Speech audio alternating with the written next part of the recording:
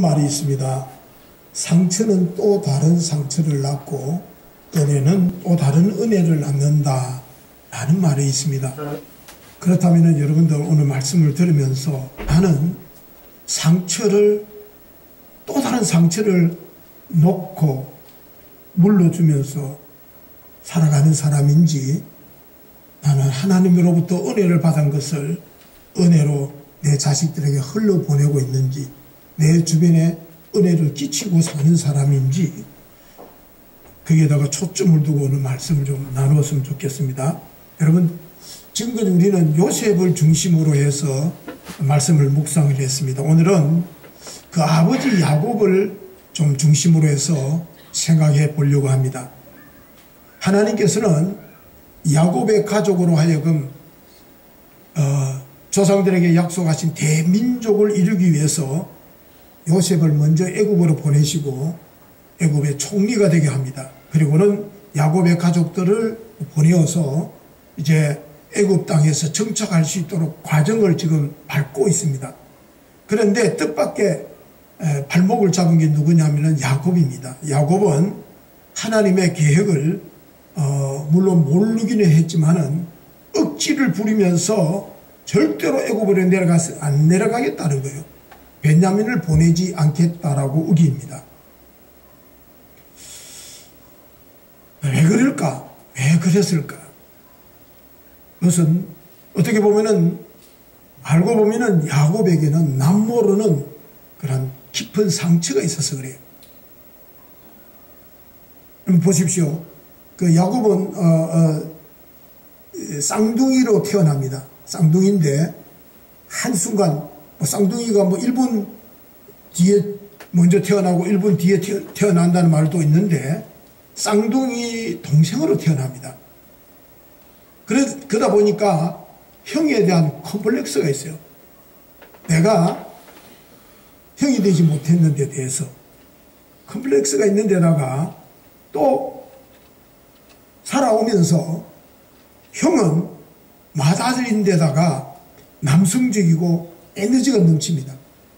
그리고 활동적인 데다가 아버지로부터 두툼한 신민도 받고 있습니다. 거기에 비해서 야곱 자신은 내성적입니다.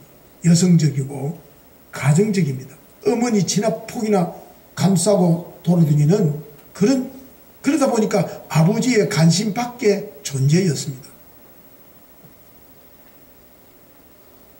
사실 우리가 자식을 키웁니다. 이 요셉처럼요. 요셉에는 늘 아버지의 사랑에 대한 굶주림이 목마름이 많았던 것 같아요. 근데 우리들도 사실은요, 아들에게 있어서는 아버지께로부터 인정을 받는다는 것처럼 인생의 가장 큰 결정적인 영향력이 된다는 것을 여러분들 아셔야 됩니다. 물론 딸도 아버지로부터 인정을 받고 사랑을 받아야 되겠지만은 특별히 아들에게 있어서 아버지로부터 인정받는다는 것은 세계에 그보다 더 큰 의미가 없어요. 그러므로 아버지들은 아들이 자부심을 갖도록 늘 복돋아주고 격려해주고 빌어주고 인정해주는 게 참 필요합니다. 그런데 이 야곱은 그렇지 않습니다. 아버지 이삭이 언제나 에서에게는 특별한 애정을 가지고 진작 야곱 자신에게는 아버지가 별다른 관심을 안 갖는 거예요. 그러다 보니까 야곱은 늘 아버지 사랑에 목마름이 있었고 그것이 은연중에 자기도 모르는 깊은 상처가 되어버린 거예요. 여러분이 상처를 입은 사람은요, 마음의 일종의 해석의 틀을 가지게 됩니다. 해석하는, 삶을 해석하는 독특한 틀을 가지게 됩니다. 어떤 문제이든지 전부 자기가 가진 어떤 부정적인 그런 조건 때문에 그것이 문제가 발생했다라고 단언적으로 해석을 해버립니다. 야곱에게 있어서는 내가 장자가 아니기 때문에 그렇다라고 자신의 생각의 틀에 갇혀버리고 벗어나지는 못합니다. 그래서 야곱은 여성적일 수밖에 없고 내성적일 수밖에 없고 폐쇄적이고 자기중심적인 사람이 되어버립니다. 그렇습니다. 우리들도 주변에 보면은 상처를 가지고 있는 사람들 보면은 모든 문제가 다 자신의 부정적인 조건 때문에 주어진 것이라고 봅니다.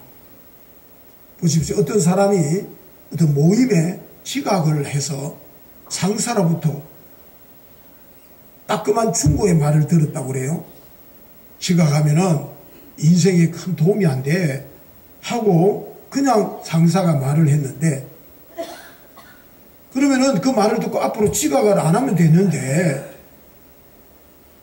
학벌에 콤플렉스가 있는 사람은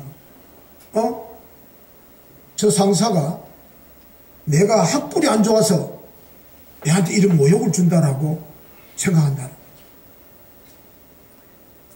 또 어떤 사람은 아니 시간 이내에 일을 빨리 끝내야지 하고 지나가면서 툭 던진 말인데, 아 내가 좀 열심히 안 해서 그렇구나 이래야 하면 되는데, 내가 학벌이 안 좋으니까 나를 저렇게 비난한다라고 몇 살을 그렇게 본다는 거예요. 제3자가 볼 때는 말도 안 되는데 진짜 본인에게 있어서는 자신의 생각을 철석같이 믿어요. 아무리 이야기해줘도 풀리지 않습니다. 그 학벌에 대한 콤플렉스가 있는 사람은요 50, 60이 돼도 좋게 말하면 만학도라고 그러지만은 공부해 막. 또 외모에 상처가 있는 사람은요 만일 지각해서 욕을 얻어먹으면서 자기가 안 예뻐가지고 욕을 먹는다고 생각합니다. 예쁘고 안 예쁘는 거는 지각이 무슨 아무 관계도 없는데도 불구하고 본인은 그렇게 생각한다는 거예요. 참 대하기 어렵죠.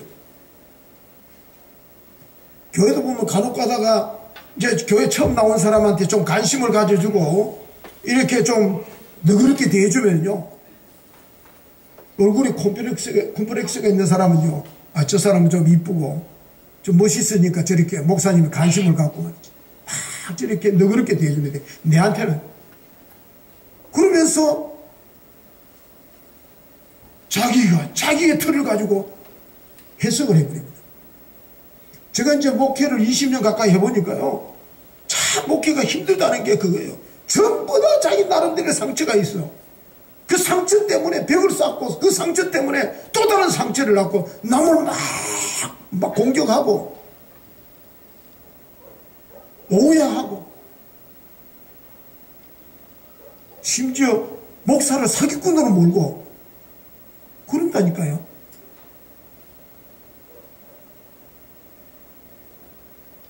그렇기 때문에 여러분들이 이 상처 때문에 가지고 있는 이 생각의 틀을 바꿔야 돼요. 그래서 여러분들 아시찾기를 왜 가야 돼요? 아시찾기 가면 그 생각의 틀을 깨뜨리는 거예요. 우리 교인들이 잘 안 가려고 그래요. 여러분 또 상처는요 뭘로 연결되어 있냐면 집착과 연결됩니다. 그래서 상처가 있는 사람들은 뭔가 집착을 해요. 어떤 것이 집착을 해요. 그래서 나름대로 스스로 모든 문제의 원인이 여기 있다고 생각하고, 그래서 그것만 해결되어지면 모든 문제가 해결될 것이라고 생각하고 거기에 막 자꾸 집착을 해요. 그래서 누구 말을 잘 안 들어요. 그래서 야곱은 일생을 어디다가 목숨을 거느냐, 이 장자권에다가 집착을 합니다. 장자권만 얻으면 된다라고.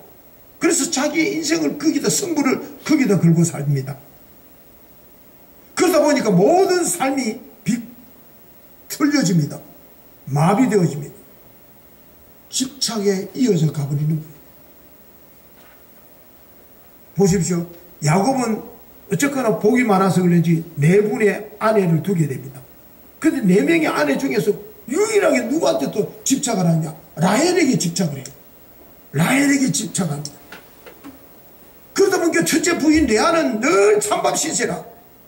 그러니까 레아가 늘 또 다른 상처를 입게 되는 거예요.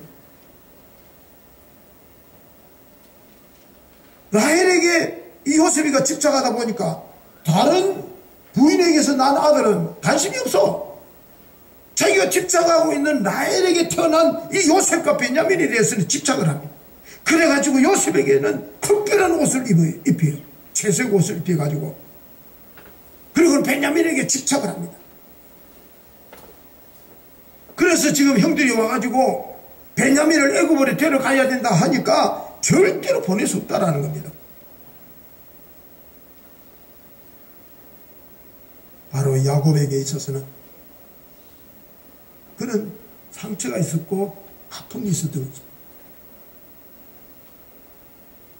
그런데도 불구하고요, 이 야곱은요, 아들들에게 못할 말을 합니다. 42장 38절 조금 전에 읽었죠. 뭐라고 합니까? 42장 38절 한번 보십시오. 시작. 야곱이 이르되 내 아들은 너희와 함께 내려가지 못하리니. 여기까지. 세상에 아들들이요, 형들이 지금 수두룩한데 그 형들은 아들들이 아닌 것 같아. 내 아들이 따로 있어. 베냐민만 내 아들이라는 거예요. 지금 그 아들들은요, 가족의 생계를 위해서 애굽에 내려가서 죽을 고생하고 곡식을 얻어오려고 하고, 이제는 다시 베냐민을 데리고 가서 남아있는 형하고 요 곡식을 가져와야 된다 하는데, 야곱은 뭐라고 해요? 유독 베냐민만 중요하다는 거예요. 지금 내 아들이라서 안 된다라는 거예요. 이 이야기를 들은 자식들은 얼마나 가슴이 미어 터지겠습니까? 얼마나 속상하고 섭섭했겠습니까? 야곱이 그토록 싫어했던 상처를 지금 자식들에게 고스란히 그 상처를 전이시키고 있는 거예요. 그러면서 자기는 몰라요, 그걸.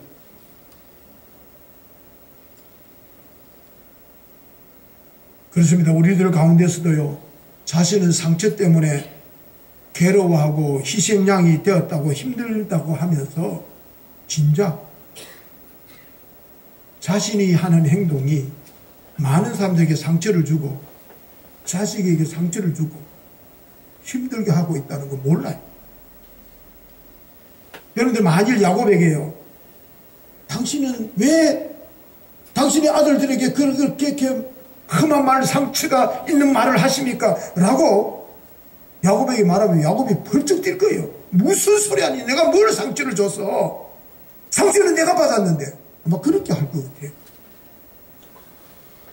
그렇기 때문에 상처는 또 다른 상처를 낳고요, 이 상처와 집착은 가지고 있으면요, 하나님께서 주시는 많은 은혜를 차단하고요, 제한하고 그 평안을, 그 은혜를 누리지 못할 때가 많아요. 이걸 우리는 알아셔야 됩니다. 자, 그렇다면 이 상처와 집착을 어떻게 하면 치유될 수 있을까? 물론 상담도 있고 다 중요하지만은 저는 하나님이 답이라고, 하나님을 믿어야 돼요. 정말 하자면 하나님의 은혜를 깨달으면 돼요. 하나님의 은혜를 깨달아요.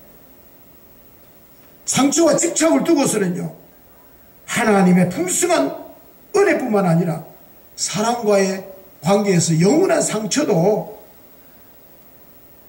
치유될 수 없고 상처로 안게 되어 있습니다. 여러분, 우리가 상처와 집착에 사로잡혀 있다는 것은 가면을 쓰고 위장된 삶을 살기 때문에 얼마나 불편하고 고통스러운지 몰라요. 앞에서는 막 쏘고 막, 왜 내가 목사인데 그래도 막 성질 못 내잖아요. 보기 싫지만은 밖에 안 만나서는 예 해놓고 속으로 막 뒤틀리는 기라. 교회 안에서도 보면 그렇잖아요. 그러나 그런 사람이요, 하나님의 은혜 안에 깊이 들어가게 되면요, 자기를 드러내기 시작합니다. 가면을 벗었든지. 야곱은요, 자녀들의 말을 듣고는 깨달습니다. 하나님의 은혜를 그때사 고백을 합니다. 자, 43장 14절을 봅시다. 14절 다 같이 한번 읽어봅시다. 시작. 전능하신 하나님께서 그 사람 앞에서 너희에게 은혜를 베푸사 그 사람으로 너희 다른 형제와 베냐민을 돌려보내게 하시기를 원하노라. 내가 자식을 잃게 되면 이르리라. 세상에, 야곱이가 처음으로 은혜를 이야기합니다. 하나님의 은혜를 구합니다. 베냐민을 절대로 데려갈 수 없다고 말하던 그가 처음으로 하나님의 은혜를 이야기합니다. 그러면서 베냐민을 보내면서 하는 말이 이름은 이르리라. 죽어도 괜찮다. 죽어도 괜찮다는 거예요. 내가 더 이상 이제는 베냐민에게 집착하지 않겠다라는 거예요. 왠 줄 아십니까? 하나님의 은혜를 배워. 하나님께서 하나님의 은혜가 내 아들을 지켜줄 거야 믿고 있기 때문에 이제는 죽어도 괜찮다. 누가 함께 하신다? 하나님이 은혜가 있기를 원한다. 여러분, 우리가 상처로 인하여 어떤 것에 집착하는 이유가 뭡니까?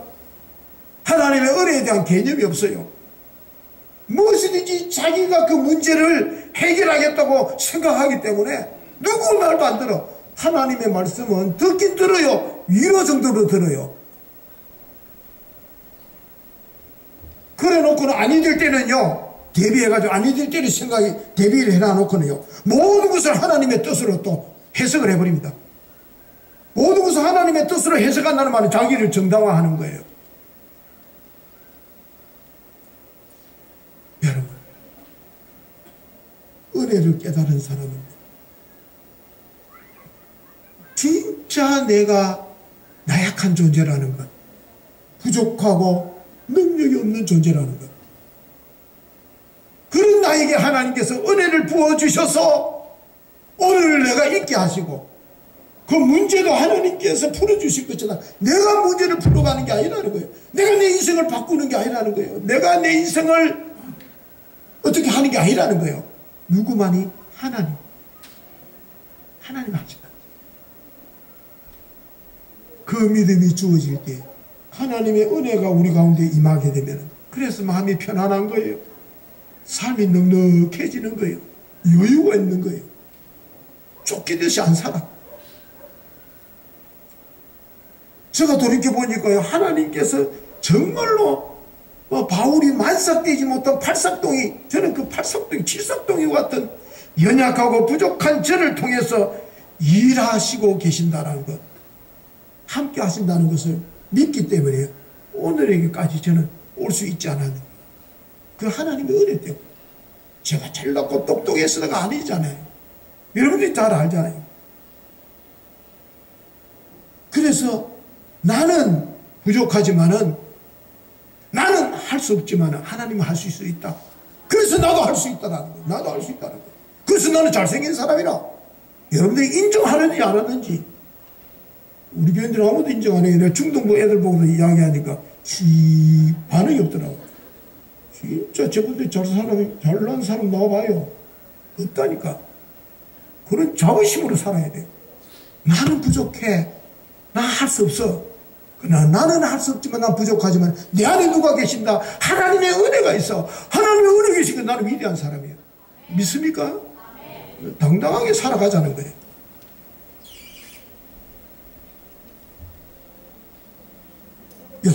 여러분, 우리가 어떤 것에 집착한다고 일이 되는 게 아닙니다. 하나님께 맡기고 나아갈 때 그때부터 열매를 맺게 되죠. 그래서 시편 기자는 내 길을 여호와께 맡기라. 제가 저를 의지하면 이루어 주신다. 일은 하나님이 하시고 일은 하나님이 이루신다. 나는 따라가면 된다는 거예요. 맡길 줄 알아야 돼. 연약함까지도 내려놓을 줄 알아요. 어떤 큰 대사를 두고요, 어떤 큰 일을 두고 있을 때예요, 가슴이 먹먹할 때가 있어요. 어떻게 해야 될지 모를 때예요. 맡기십시오. 맡기시면 하나님께서 그때는 힘을 주시고 지혜를 주시고 사람이 붙여주시고 해결할 도록 길을 인도해 주시는 거예요. 맡기지 못하면요, 내가 다 지고 있다 보면 먹먹해가 아무것도 안 보여.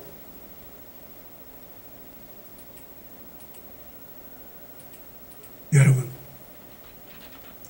그런데 야곱이가 하나님의 은혜를 구했다는 것은, 하나님의 은혜를 구했다는 것은 무엇을 의미할까요? 이게 참 중요합니다.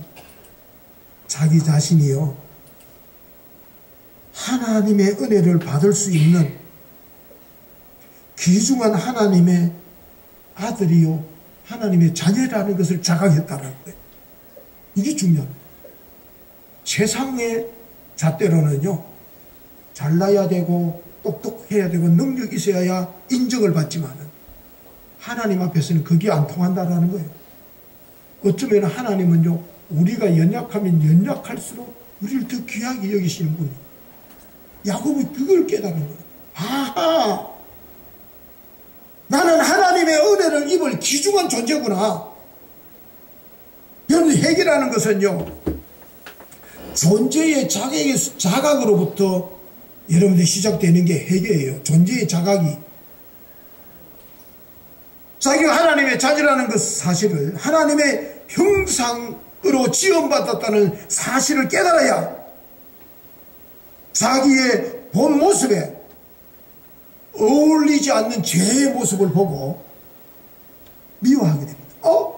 나는 하나님의 자녀인데 내 모습 속에, 내 하나님의 형상대로 지원받은 내 모습 속에 죄의 형상이 있구나, 죄의 모습이 있구나, 이건 내 모습이 아니야 하고 그때 돌이켜서 기도할 때, 하나님, 이거는 내 모습이 아닙니다, 이걸 버리겠습니다 하는 게 해결하는 거예요. 그게 해결하는 거예요. 깨닫고 돌이킬 때 해결가 되는 거예요. 다분히 죄를 지으면 벌을 받을까봐 피하고 움츠리고, 그게 회개가 아니라는 거예요. 나는 하나님의 자녀고 하나님의 사랑을 받고 있는 권사하고 집사인데 내가 이래가 하나님의 사랑을 받겠냐? 내가 이래가지고 하나님의 종이라 할 수 있겠냐? 이러면 안 되지. 자각한. 그래서 회개는 존재의 자각이 있어야 나는 하나님의 자녀다, 하나님의 귀중한 사랑을 받고 있는 존재다라는 것. 이럴 때에 회개가 일어나고 회복이 거기서 시작되는 거예요. 여러분, 탕자의 비유해 보십시오. 이 탕자가 돈을 다 탕진하고 다 그래가지고는 나중에 남의 집에 가가지고 농장에 가서 돼지를 키우는 농장에 가지고 돼지가 먹는 지엽 열매를 먹고 있다가 어느 날 깨닫습니다. 어느 날 아버지를 생각한 거예요. 아버지가 생각난 거예요. 맞다, 내가 아버지 아들이 아니냐, 아버지께 돌아가면 되겠네. 그래서 자기 존재를 자각하고 돌아가지 않습니까? 아버지한테 뭐라 합니까? 아버지,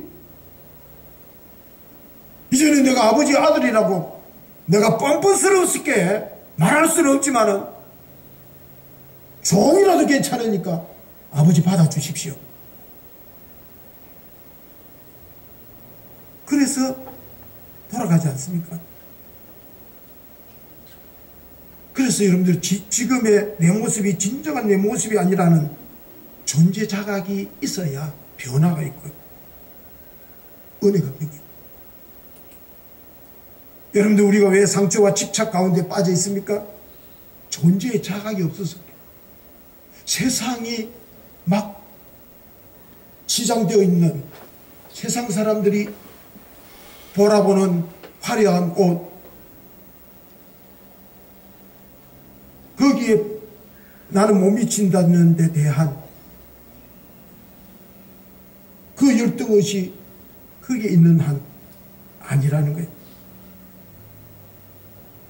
우리는 이를 깨달을 때에 회개하게 되고 상처와 집착으로부터 벗어날 수가 있습니다. 야곱은 상처가 많았어요. 그래서 사람에게 집착을 했어요. 그런데 하나님의 은혜를 깨닫고 변화를 받지 않습니까? 그래서 나중에요, 야곱이가 애굽으로 내려갑니다. 바로 왕 앞에 설 때에 바로 왕이 요셉이가 우리 아버지입니다 라고 소개하니까 야곱이가 폼 잡을 수 있잖아요. 예, 내 사랑하는 아들입니다.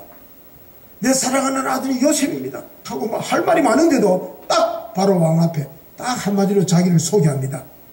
예, 저는 지난날 험악한 세월을 보낸 사람입니다. 자기의 약점을 있는 그대로 드러내. 나는 험악한 세월을 보낸 사람입니다 라고 이야기를 합니다. 여러분들이 상처가 있는 사람은 절대로 자기 약점을 드러내지 않습니다. 자기 약점을 건드리면 죽는 줄 알아요. 그래서 철저하게 자기를 위장합니다. 그러나 야곱은 하나님의 은혜를 의지하고 나니까 한결 여유로워져요. 그리고는 자기를 숨기지 않고 드러냅니다. 드러낼 뿐만 아니라 자기의 이제 지금까지 베냐민만 내 아들이라고 생각했던 그 야곱이가 변해서 12아들을 다 품어냅니다. 12아들을 다 품어냅니다. 자기 할아버지 아브라함은요, 이스마엘을 빼고 이삭을 장자권으로 받고, 또 자기 아버지는 에서보다는 자기 야곱을 억지로 인정을 아버지는 안 하려고 했지만은 그랬던 야곱이가 이제는 12아들을 단 한 아들도 내치지 않고 그 12아들을 다 품어내고 12지파로 세워. 물론 하나님의 뜻이 그게 있겠지만은 상처와 집착 속에서 아파했던 야곱이가 회복되니까 그 아들들을 다 품어내더라는 거예요. 다 담아내더라는 거예요. 물론 나중에 이혼을 할 때 르우벤과 시몬과 레위의 잘못을 지적을 하긴 합니다. 그러나 어느 한 아들도 은혜의 자리에서 내치지 않냐고 이스라엘 12지파로 서게 합니다. 여러분, 하나님께서 우리에게 상처와 아픔을 주시는지 생각해 보셨습니까? 다 상처가 있어요. 저도 상처가 있어요. 근데 그 상처를 혼자 괴로워하고 혼자 아파하라고 주시느냐? 저는 그렇게 생각하지 않습니다. 저는 나 자신이 회복되고 그 회복된 능력으로 많은 사람들을 회복시키라는 하나님의 명령과 하나님의 뜻이 그 상처 속에 저는 담겨져 있다고 봅니다. 야곱이 12명이나 되는 아들들을 다 품어주었던 것처럼 우리도 그렇게 하라고 하나님께서 상처를 주시고 고통을 주셨다. 그렇게 해석을 해보자. 그래서 상처는 사명이다. 사명이다. 상처에서 벗어나기만 하면은 많은 사람들을 품어낼 수 있다는 거예요. 담아낼 수 있다는 거예요. 만일 그걸요 못 벗어나면요, 여러분들 인해서 가족들이, 주변 사람들이, 성도들이 또 다른 상처를 받게 될 거예요. 그러므로 야곱처럼 은혜의 보좌 앞에 나가서 날마다 하나님의 은혜를 깨달아. 하나님의 은혜를 깨닫고 되면은 나의 나 된 것은 하나님의 은혜이기 때문에 감사뿐이고 내가 아닙니다. 나에게 집착을 안 한다는 거예요. 그래서 그 사명으로 올해 여러분들로 인해서 많은 사람들이 살려내고